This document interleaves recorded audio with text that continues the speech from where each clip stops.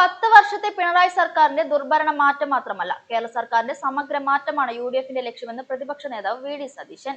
അയ്യപ്പൻ സിപിഎമ്മിനെ വിടാതെ പിന്തുടരുന്നുണ്ടെന്നും പ്രതിപക്ഷ നേതാവ് പറഞ്ഞു. യുഡിഎഫിന്റെ പുതുയുഗ യാത്രയ്ക്ക് പട്ടാമ്പിയിൽ നൽകിയ സ്വീകരണ യോഗത്തിൽ സംസാരിക്കുകയായിരുന്നു വി ഡി സതീശൻ.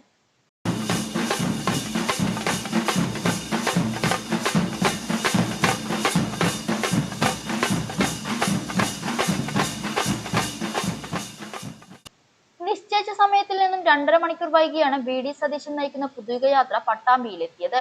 താളമേളങ്ങളുടെ അകമ്പടിയോടെ പ്രവർത്തകർ യാത്രയെ പട്ടാമ്പിയിലെ സ്വീകരണ ചടങ്ങിലേക്ക് ആനയിച്ചു. മേലെ പട്ടാമ്പി ഗാന്ധി പ്രതിമയ്ക്ക് മുന്നിൽ പുഷ്പാർച്ചന നടത്തിയായിരുന്നു വി ഡി സതീശൻ സ്വീകരണ വേദിയിലേക്ക് തിരിച്ചത്. മുദ്രാവാക്യം വിളികളുമായി നേതാക്കൾ ഉൾപ്പെടെ നൂറുകണക്കിന് പ്രവർത്തകർ യാത്രയെ അനുഗമിച്ചു. കൽപ്പകയിൽ ഒരുക്കിയ സ്വീകരണ വേദിയിലേക്ക് പ്രതിപക്ഷ നേതാവിനെ പ്രവർത്തകർ തോളിലേറ്റിയായിരുന്നു എത്തിച്ചത്. മഹായുദ്ധത്തിനുള്ള പുറപ്പാടാണിതെന്നും 10 വർഷത്തെ പിണറായി സർക്കാരിന്റെ ദുർഭരണം മാറ്റം മാത്രമല്ല, കേരളത്തിന്റെ സമഗ്ര മാറ്റമാണ് യുഡിഎഫിന്റെ ലക്ഷ്യമെന്നും സ്വീകരണ യോഗത്തിൽ സംസാരിക്കവേ വി ഡി സതീശൻ പറഞ്ഞു. വലിയ കടബാധ്യതയാണ് സർക്കാർ വരുത്തിവെച്ചിരിക്കുന്നത്. ഖജനാവിൽ നയാ പൈസയില്ല.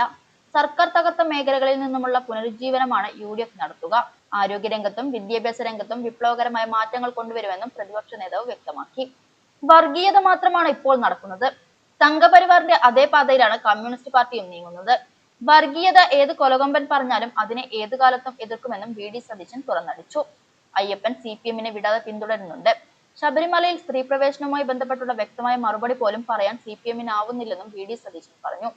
സ്വീകരണ പൊതുയോഗം പ്രേമചന്ദ്രൻ എം പി ഉദ്ഘാടനം ചെയ്തു. കെ പി വാപ്പുട്ടി അധ്യക്ഷനായി.